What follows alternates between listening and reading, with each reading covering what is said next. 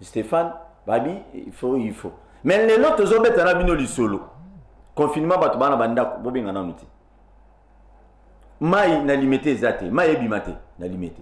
Mai bimate, monsieur le gouverneur mai bimate. Boloba ki batu ari déjà régi les eaux, to tia mai na ba cité to kabola batu pendant 4 jours. O batu avant na banda ko, mai ezo bimate, na limité. Bisike belé, na ba commune musuku to mai bimana déjà te. Décision besoin qui okabola bato mamai ezate que non lelo ba annuler décision non bobi misaba cité non ne que no kabola bato mamai c'est aussi important ba pasteur na biso lelo na Kinshasa ba okisi biso soni moko incroyable comment le pasteur boyebi que non batu ba konza moko ba lobi na biso bova na bandako bon au lieu pour ça la analyse spirituelle pour comprendre que makamwana ezandenge nini Eza, diable a besoin de régner dans le monde. Non, bino, au lieu de se concentrer dans ma bonne délit, c'est le contraire avec vous malheureusement. Beauté, on a Facebook, beauté numéro MP, ça, Orange, tout ça, beauté dans ma bonza. Mais c'est incroyable. C'est incroyable. Dans le moment, il n'y a pas de yo-yo. Moutazo salate, moutazo bimate. Atine de l'offrande. Ankenoti na wana kweni na MP, ça, na tigo cash. Atine de la wapi. Pasteur congolais. Yangonde bomoni va politicien belé. Bazouara va passer en considération te et mon talara si tu vas passer avec 10 de réveil pour permettre une nasi samalo bate pour nabi et belé bo mobenga si qu'on a une tête au benga de konabi sur Stéphane aya poto ça l'analyse ensemble a comme moi retard abimi pe na moi ko banga muke babito pesa na rabo ya boni Stéphane. Kimi ezali, merci et bonjour na batunyo so baola ndabiso na bandako. Nzambe abatla toujours RDC pour na message toujours ko loba bongo na cadre ya tango koki na ZTM TV. Merci na batutu baola ndabiso na bandako. Merci Penayo, merci Pena bakonzinyo so ya Dondia TV. C'est ma première fois dans le canal Dondia TV. Et je suis là, c'est pour analyser toujours, donner de bonnes informations. Pourquoi? Puisque Mboko Anabiso est sengeli et tambola ikende liboso. Tout dans la tango ya ko sala musala malam. Et notre temps, il y a des incompétents pour les Congolais. Merci beaucoup, Nekonangaï. Stéphane. Décision du gouverneur de la ville à Kinshasa. Gouverneur de la ville à Kinshasa. Bazo ki mokano lobi abiba tu nyon sur Nabanda pendant 4 jours. Quand la lobi na babutu wana ba téléphone no bandiko. Ndeko bokobe ngasima. Quand la lobi na butu wana ba changer ba lobio ba annuler décision. Oui, bah raison, on va annuler décision. Merci beaucoup, Paul Tossoua. Merci. D'abord, Jean-Tilingo Bilazo qui décision. Il n'y a que. Nérochal, excuse. Au gros, tu as l'habitude image déjà ville. Voilà. Tu filmes moi qui la ville, au Tambola, et que ça bien quand même. Décision d'abord, il y a Jean-Tilingo Bilaté. Décision, il y a Mokondiamboka, le président de la République, Félix Tshisekedi. Alors, qui est singé la mesure d'urgence pour un état d'urgence. Pourquoi? Puisque Ebola et bomaki batu ebele parce que coronavirus ezali konyo connaissance sur batu na mboka na biso. Alors Jean-Tilingo Ngobila à son niveau étant gouverneur de la ville province ya Kinshasa alobaki akovanda kimiate asangisi pe ba structure ebele la police batu tout ebele ba vande ba lobby et sengeli ba trouver solution au Jean-Tilingo Ngobila trouvaki ezaki à confinement total wana il y a seulement 3 semaines pendant 3 semaines c'est-à-dire ils ont pendant 4 jours. 4 jours confinement et bandits. Batouba vendu na bandako. Pendant 4 jours. Après 4 jours, Batouba bimi. Bazu 2 jours. Batiko somba biloko na bango. Pe bazongi. Bavandi li sous na bandako. 4 jours. Après 4 jours, Batouba sous 2 jours. Babimi na bandako. Batiko somba biloko na bango. C'était sa mesure. Jean-Tilingo Ngobila. Bandeko balandi, on est journaliste. Tous avons toujours pembeni la population congolaise. Est-ce que mesure au Jean-Tilingo Ngobila a zui sur le plan sanitaire, mesure Jean-Tilingo Ngobila qui ezali mabete ezamalam. Mais maintenant, ils ont des conséquences négatives et belées. C'est-à-dire quoi? Na point ya liboso, bato bazovanda 4 jours na ndako. Après, babimi pour bakende koluka biloko kolia. Muto vandi 4 jours. Asali musalate, alie biloko oya asalaki provision na ndako 4 jours bafuti ete azwi mbongo te mais il faut akende koluka azobima mpo akende koyiba azobima mpo akende kobuka to azokende mpona kobimisa mbongo na bamagicien wana ezalaki confusion totale et pas Gentil Ngobila. Mais au moins quand même comme Bandit, quand même c'est une bonne chose. Nala si ça na bakamona. Mpona ça na kanda makasi si ça na bakamona. Alors bino ba mais la minute au moins que ça moto ezate la kilia on peut partout. L'incompétence on ne peut pas primer ça. Alors après ça tobi tourner le sous. L'air bato bakobima 2 jours wana libana wa kende oluka. Bako kende pona ko soba, bako soba na ba supermarché. Très bien. La plupart des supermarchés, expatriés Bazali, Banamboka Mouké, Bazali supermarché. Batunyo sur la côte à supermarché. Sécurité, ça m'a supermarché, puisque la côte à supermarché dans le monde. Mais tout le monde n'a pas les moyens pour côte à supermarché. Tout le monde à supermarché. Bateau à supermarché. De ce point, sur ce point-là, a promis déjà petit commerce à ma maman. Oba bimakana kwe pona koluka, kote kama tembele. Oba bimakana kwe pona kote kandunda. Bon makana point pona koteka fufu oba kenda koteka biloko mike mike abomi déjà petit commerce na 2 jours wana mesure nini Gentil Ngobila alingaki à mettre en place pour na kosunga bato leur kobima ba se contaminer. Mais vous accusez mais il faut tous avoir réaliste c'est tout pour le ça j'ai lancé ça rapidement au mon niveau on rappelle les bandits déjà non ba pas ça que tout ça na bango au mon niveau au Gentil alingaki bon ma population quinoise. Parce que 2 jours, tout le monde allait sortir pour chercher quoi manger, quoi mettre sous la dent. Mais l'air alimentaire bimawana, alimentaire azongo wapi, nanya kabelaye, nanya sungaye. Wana est là qui tellement mortel. Alors, aujourd'hui, tous à Kinshasa, il y a 24 communes. Sur 24 communes à Kinshasa, chers Congolais, 3 communes au Docteur Mouyembe. Oui, vraiment bien. Docteur Mouyembe, au Yalobi, Alobi Nini. Tous à 3 communes sur 24 aux alliés attaquer ma casse dans le coronavirus Nekopol. Commune à Liboso Gombe, Yami Bale Kishasa, Yami Satu Kitambo. C'est bien. Est-ce qu'il ne pouvait pas aller plus loin? Il y a confiné 3 communes. Pourquoi? Puisque si on a confiné 3 communes, ça aurait été mieux. Wana point Liboso. Point Oyo. Est-ce que nous avons la police où ils ont civilisé pour la posa la moussala comme il se doit sur terrain? Pour la police, les gens qui sont en train de imaginez le niveau. Donc, à Bongi, ça que déjà a un téléphone, à Kanabatu, après ça va le quota et qu'on sort tracasserie notoire. Non, non, on est dans le quoi, le baki na bango. C'est la maison qui police à Biki. C'est plus qu'à Yébiki, ils ont déjà complet chez Danaï.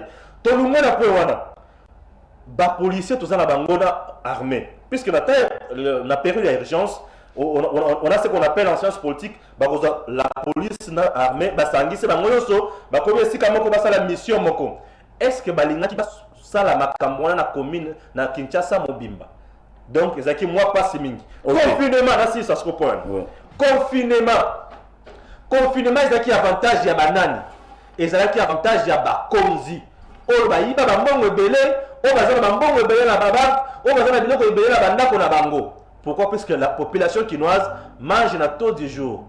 Tonyoko la population te. Ne si ka tozo bomba la population azo maladie te, tozo le kato bomaye pour rien. Il sera mieux de prendre des décisions réfléchies ou écouter ko sunga batu, ba kende liboso. Confinement c'est bien.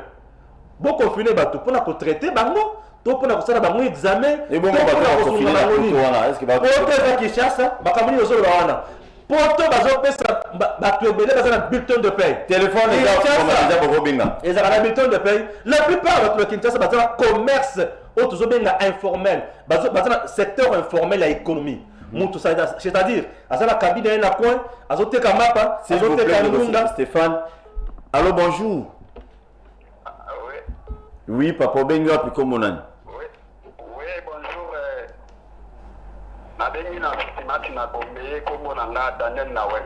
oui, papa Daniel Nawesh.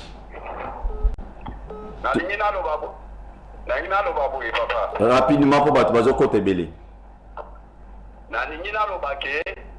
Gouvernement na biso tout ka copier ba mesures prises par les occidentaux tout cas pour copier les occidentaux occidentaux baza ba pays développés, reconnus développés, mais tous un pays 1000 fois sous-développés.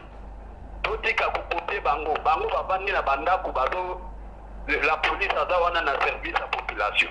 Tandis que la police a commis kosala ba tracasserie na sima ya confinement.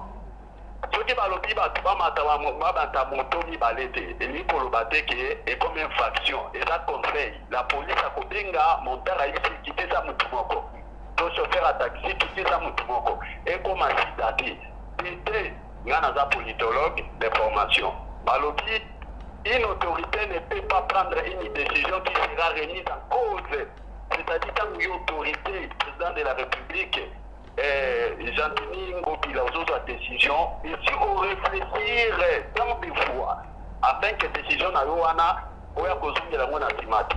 Si on va suivre décision va suivre pour la population, tondimi ya moti, bazo pour ma population plus que coronavirus, parce que population bazan est l'autre côté, lobby. Déjà dans la population, il faut qu'on y va sortir. Et pour le matin, on peut combiner 3 000, 4 000 francs. Bon, bango ba ok nous sommes écoles matin on va nater parce que dans la provision l'État doit bango en charge 80% population va vivre au quotidien. Maintenant on peut que ba maman qui ngasa ni wana liberté. Capital na bango yana mokie ceux qui va diriger yango na 4 jours bango va pour remplacer capital. Merci beaucoup. La vérité tout bon mamada ba condité. Ba ko la juger les derniers jours. Il ba kango. Merci beaucoup Dani. Merci beaucoup. Je crois Jean-Denis Ngobila ba service nae na ba service musu sur l'état bazola na biso beaucoup nous appelez moi message ça bien parce que ce na sali effort. Benga biso après c'est pas un problème. OK, benga biso après émission. Na base bino ba service nyonso bozola na biso to kosenga na bino ete no beaucoup nous appelez message avant to ya awa lobi na butu tant ba pesa na vale ko sala émission lelo.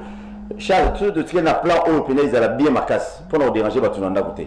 To meki ko kota contact na batu nyonso yo tête de ville pour to zwa bango pour to yamba mutu mo na plateau to meki pour sur naye. Donc boulueki.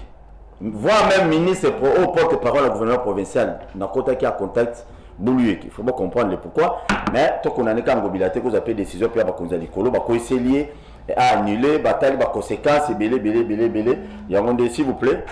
Les lots peut seulement battre tout le moment mingi puis yoza na kana mingi. Allô? Allô? Oui, bonjour, bengi wapi papa? Bengi na commune. Na commune ya?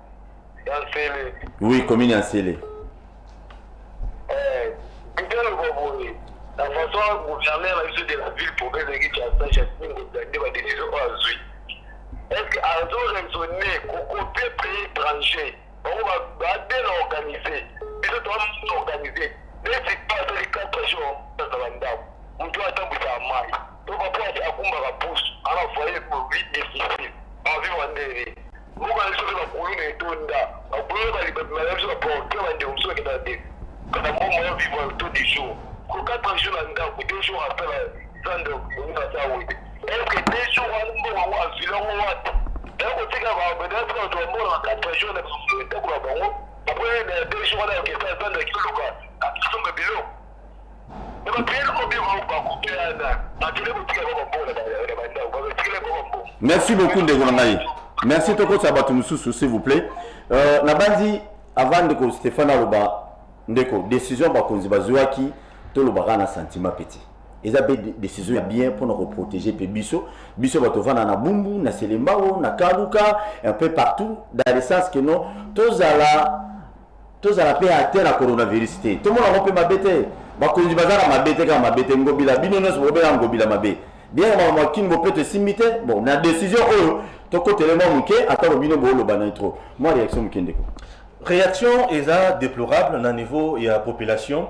Lorsque un dirigeant a pour la population, il faut oyer la réalité ya mboka na yo. Tu ne peux pas faire le mimétisme institutionnel ou bien mimétisme décisionnel. Donc, vous avez copié comme vous avez copié.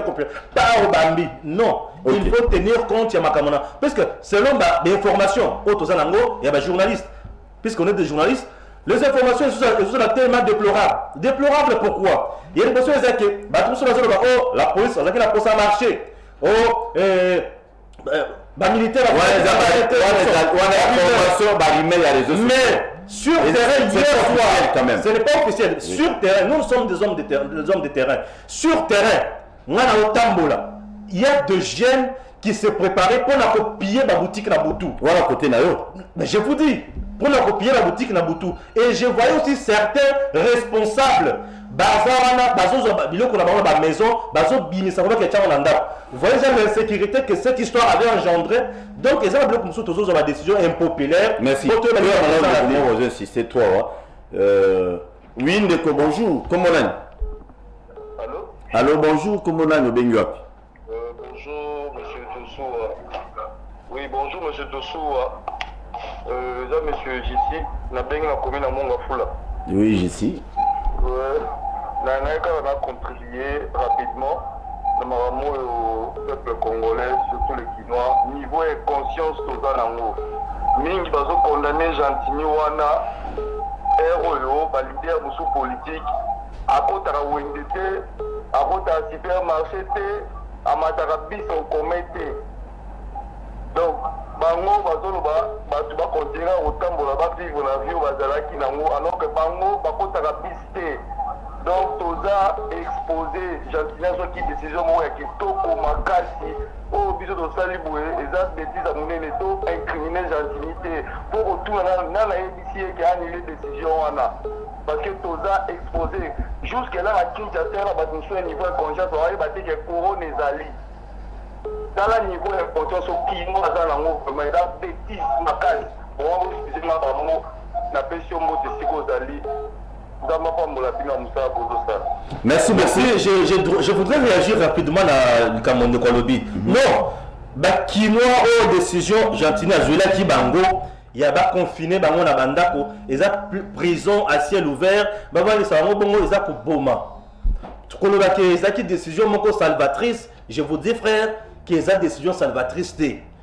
Décision écoutez ko si malamito na niveau na biso. Et ça kaka o ya prévention wana. Il y a Batou, il va se protéger, Moutois a conscience, il va malade, il allés et Zoboma. Alors, bisika tout na otambola, na yeba comment se préserver dans ma cambo abélé, il y a santé. Au cas contraire, na recouvre. Parce que dire, encourager cette décision, c'est encourager l'insécurité, c'est encourager le pillage. Je vous dis ceci, ceux qui vont faire 2 jours dans Ndako, bazang le roulia, ba petit la coupe madame machette. Les habitants ont demandé la machette, à ce moment-là, le gouvernement provincial ne sera plus en mesure d'indemniser Batunyo Sowana. Alors, pour éviter tout cela, il faut qu'on ait la mesure aux populaires, qu'on y ait la population à sa capacité nime. C'est important. Merci beaucoup. Mais pour la bande de Koumussou, na 4 écoles à Congo, na kosé na bino, bo s'abonner à la chaîne YouTube wana Bakino Balobi TV.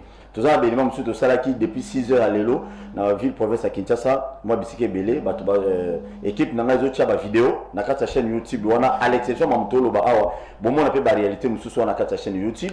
Bon, s'abonner massivement. Tout le monde s'en a pété dans la katana, on a voulu que Zali. Tous les autres, on a contact un membre du gouvernement provincial. Qu'est-ce qui s'est passé dans Katanga, dans Bumbashi, précisément dans Tonga Lelo? Je dois placer un mot là, très important dans Katanga. Oui. Batwana o bazo zala bazo tozomona bato bazotanga ya minduki na katanga baza ba civil na minduki ces gens là bazo traiter bango bato Gédéon Kyungu.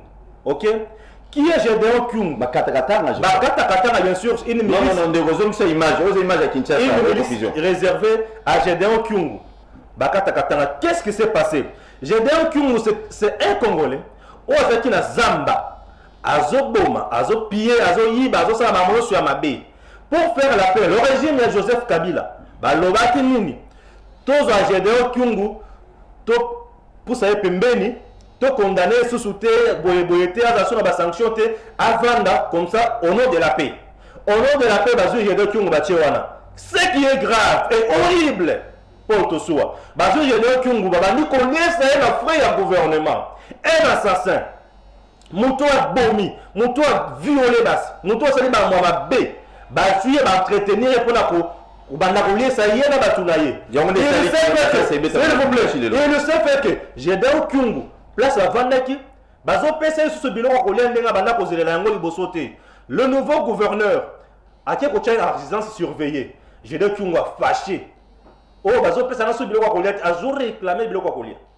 Les solides retirer dans Makambo. Et ça y a que un état oh la zona pour protéger Batou. Non, s'il vous plaît, il y a à comprendre. Oui. Un état pour protéger Batou. À entretenir la relation à madame à gâter l'enfant rebelle. Et Zani. Parce que là, il va trouver que la décision aujourd'hui à jouer. L'État congolais fonctionne dans le service ébélé, service de renseignement, de miap, en air, tout. Il va trouver, va se rendre compte que sur terrain, tension, aux Alamakasi. Nous risquons de ne plus maîtriser la situation. Aux autres, nous sommes en Zanzal. Aux autres, nous sommes en train de ce rôle-là n'a pas. Et comment on va donc, mesure où il y a Jatino Gobila. T'es pardon. Comme les ressources, t'es pardon. Comme les tout est. Donc, il y a une mesure, il y a gouvernement. Le gouvernement a cherché, il y a quoi alléger tâches dans le peuple congolais. Félicitations quand même pour une première. Je ne suis pas d'accord avec nous, mais là, je bien, au Bino Bolobi. Balobi qui est foot, prélever que tu vois là, c'est un élément à régie. Oh là. Avant tout, c'est un élément, tu dois appeler Souka. Dis, c'est très important. Oui, Ogolobanayo. Oui, allô, bonjour. Allô? Oui, bonjour, monsieur. Obengi biso na yolo. Il m'appelle à moi le Kébili. Oui. Tozo Kayo. Bon, tu sais à la régie, tu sais la biso élément où il y a ministre, vice-premier ministre. Baudouin, il y a ça qui est compte rendu. Après concertation na bango na premier ministre na ba ministre belé lobby to kaena nu biloko ba lobby ba saleli ba congolais faveur mais ba konzi a régie des eaux ceux qui va pesa ki bino mbongo ki notiki la batuma na ba citerne ba lobby déjà la limité mai ezati bisike belé mai ezati boki notika mai ezati bo pesa même Gentini, il y a tout le monde qui critique Gentini mais ça biloko sous Gentini il est pour rien biloko sous il est pour rien ici appelle la sous va pas tous les éléments s'il vous plaît na régie Charles. Oui, allô? Oh là là. Allô? Allô? Bonjour, papa. Bonjour, madame. Bonjour. Oui, toujours Kalo. Oui, maman Hélène. Papa, na le baboye. Oui. Lobi, tozala 1 mètre na bateau tozala bango. Nde toke ko la pondu wana. Image à pondu, suis-moi, ils avaient télévision. 1 mètre ango. To respecter ango te. Siko papa, malade ango bino bolobi ke 1 mètre. 1 mètre tala de to weli pondu. Ça que to suis ebele corona ango. Pour to respecter 1 mètre te. Vraiment. Voilà. Merci beaucoup, maman. Depuis commune à Lingwala. Très gentil. Non, très important. Hein. Oui, oui. Ça, c'est une image qui parle, qui dit beaucoup de choses. Beaucoup. Voilà. On dirait que tu as coronavirus qu'on a du ministère de la Santé. On dirait que tu as bisika boité. Allô?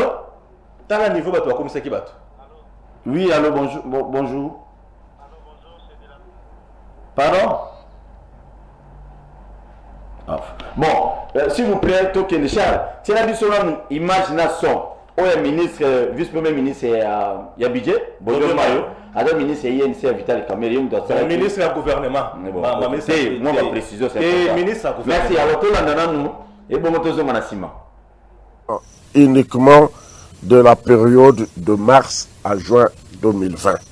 Suspension de l'impôt sur la rémunération des fonctionnaires et suspension de l'hyper de 15% sur toutes les primes des fonctionnaires pour une durée de 3 mois. Suspension durant une période de 3 mois de la perception de la TVA à l'importation sur le produit et sur la production et la vente de produits de première nécessité, produits de consommation de masse. Alors, des mesures de politique budgétaire.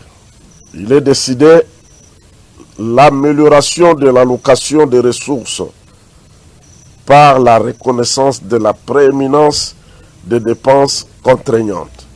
Rémunération est prioritaire, santé et relance de l'économie sur toutes les autres dépenses. Création d'un fonds de soutien aux mesures de riposte à la crise.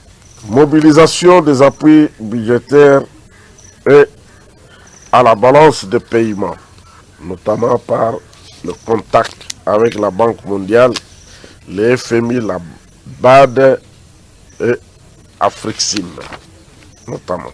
Paiement à la régie des eaux, à la SNEL et aux grands hôpitaux de l'État des arriérés de leurs factures en souffrance au niveau de l'État. Négociation avec les partenaires pour le rééchelonnement de la dette extérieure. Il y a une série de mesures prises sur la politique monétaire et la politique d'échange et sur le secteur financier. Je crois que la Banque centrale assure. Voilà. Non.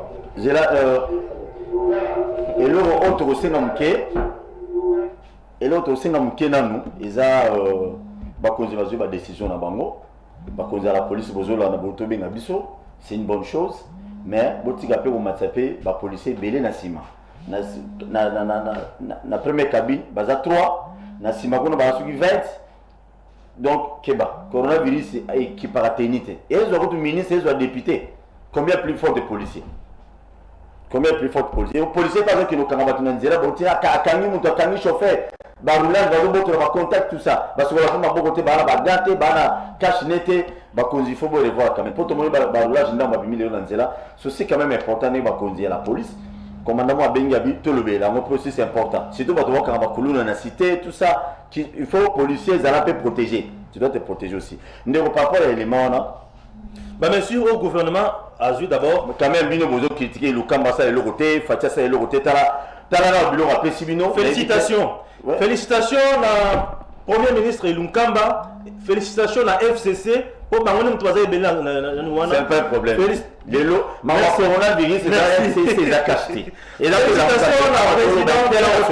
ça prouve à suffisance que le gouvernement, sur ce point, à l'écoute, il y a peuple. On dirige ce pour l'intérêt du peuple.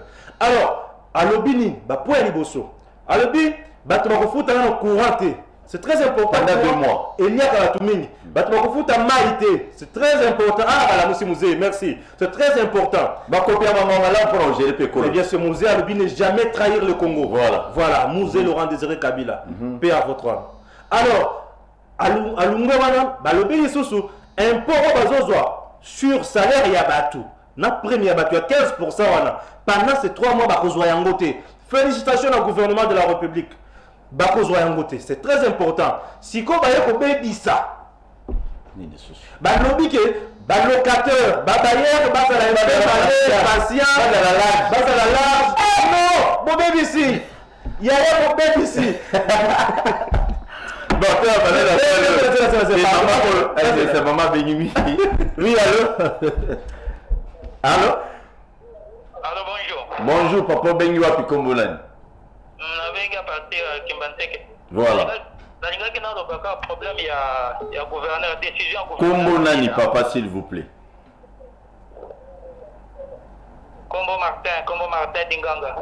Papa Dinganza, toujours Kalo Martin. On a une sur décision gouverneur à ville, et la décision vraiment irresponsable. Vraiment, on a regretté ma case si la mode pendant qu'il y avait la Kinshasa dans mon gouvernement. Parce que comment un gouverneur de la ville peut prendre une décision, la tongo, la pourquoi l'ongo yango, sans sa disposition, la terrain, on a évi très bien. Donc, tout ce qui a la cause de la condi, et sur le terrain, toujours que le côté, merci. Merci beaucoup, papa Martin.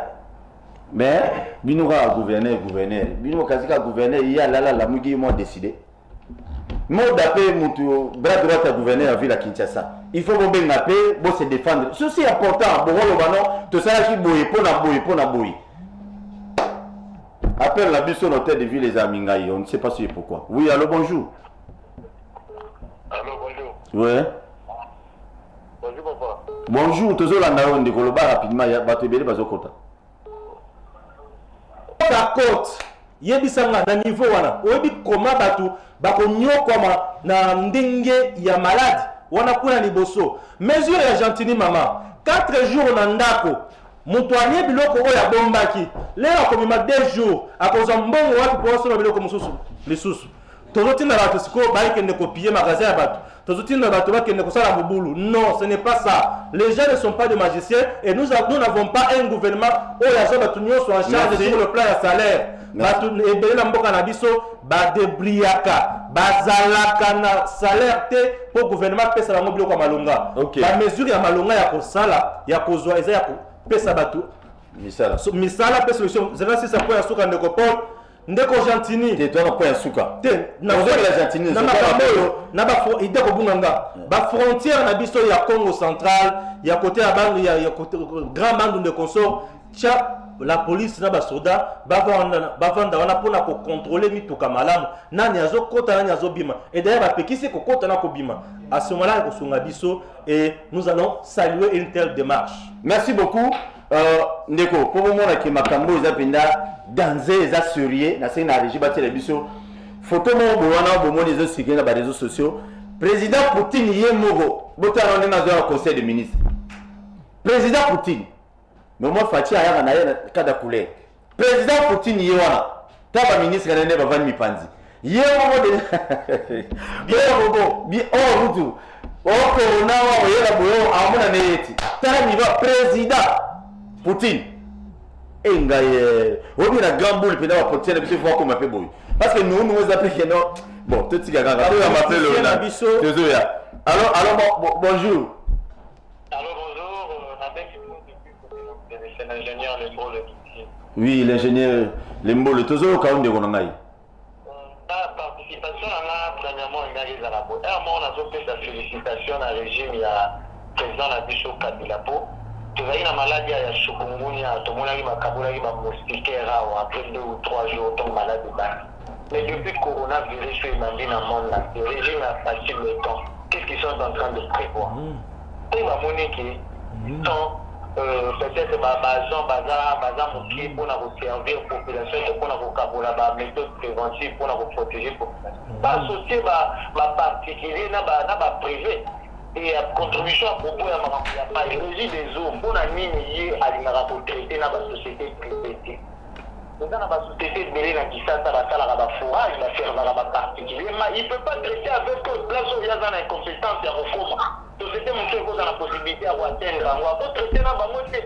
nyonso wana kaka po il peut tout centraliser donc nazosenga mpena na timeton atala bamakambo surtout makambo oyo ya coronavirus oyo wakabulela bato ata bakasini ezalaka 200 lelo ekomi 2500 na baasiete mati akosala commande aka ya ba 60 conteneur ata pesi bapolisi bakabulela na nzela ndenge tozomona ngo na bainternet partout wana mpe kaka problème et le problème de confinement c'est pas ça c'est pas mauvais Gentini avait pris une décision où c'est important mais il fallait attendre dans nos situations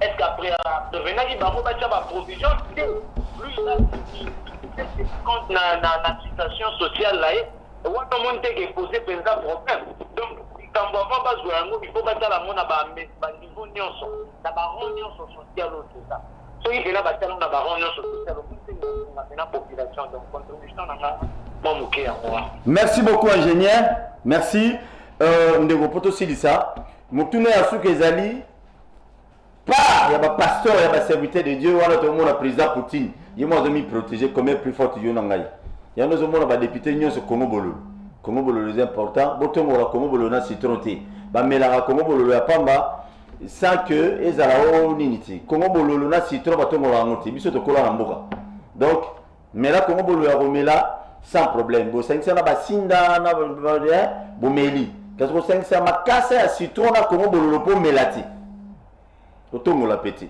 et alors le bon on a donja balobaki te ndeko na biso bazili longo ayena solution na ya Congo Bololo yango ndezo servi na ba politicien belé o bazali atena coronavirus parce que bango mi ba député bazé belé bazala ngo parce que bango ne ba uti na poto vacances parlementaires bakena ba poto ba pasteur na biso ya lelo o ebele ba église amine na poto 6 na régie ba bitu kumi na suka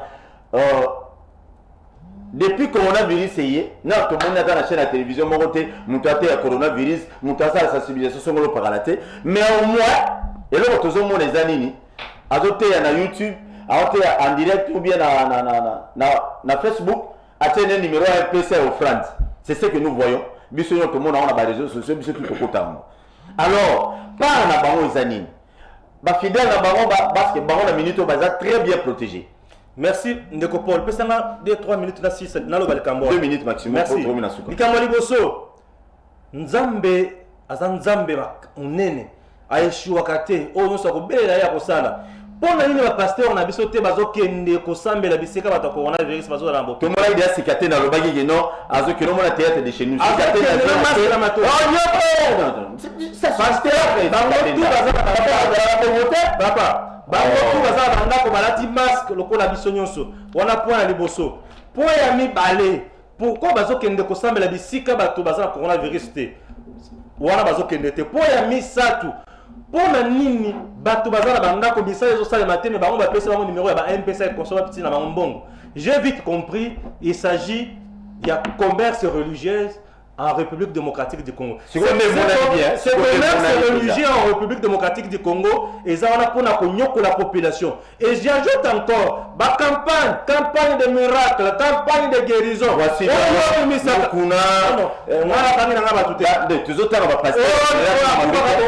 pardon. Abuka na hotel oye a sekusaka ba prophète. Oye bikisaka. Denis Lessi. Nani azobikisa.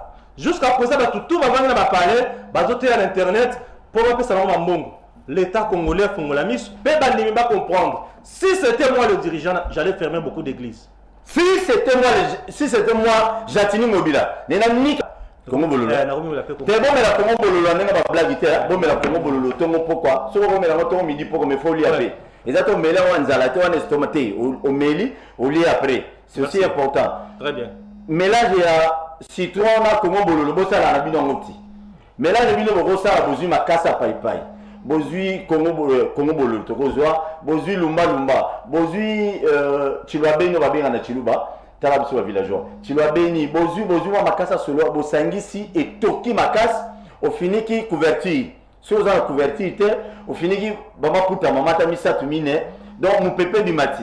Au fungoli mon ngombe pendant 5 minutes. Mon pépé na zo kota yo solo yo orosala solo yo qui déjà ba symptôme ya coronavirus e bandi.